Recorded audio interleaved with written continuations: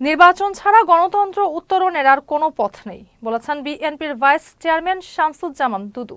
মঙ্গলবার গাইবান্ধা শহরের শাহ আব্দুল হামিদ স্টেডিয়ামে ইনডোরে জেলা বিএনপির সাংগঠনিক সভায় তিনি কথা বলেন।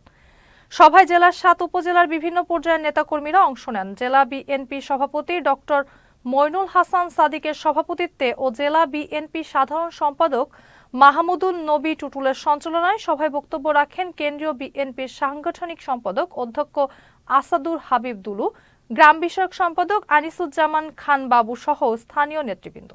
আমাদের কাজ কিন্তু শুরু হয়েছে।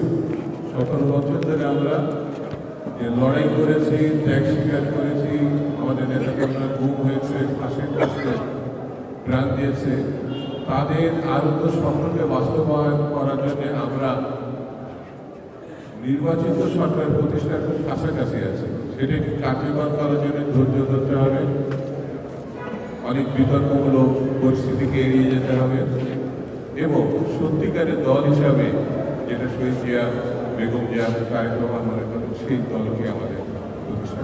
অন্তর্বর্তীকালীন সরকারকে আমরা বলছি যে যে সমস্ত সংস্কার খুব জরুরি সেটি সম্পন্ন করে যত তাড়াতাড়ি বাংলাদেশের একটি অবাধ নিরপেক্ষ নির্বাচনের পরিবেশ সৃষ্টি করবে, তত তাড়াতাড়ি বাংলাদেশ সঠিকভাবে পরিচালিত হবে।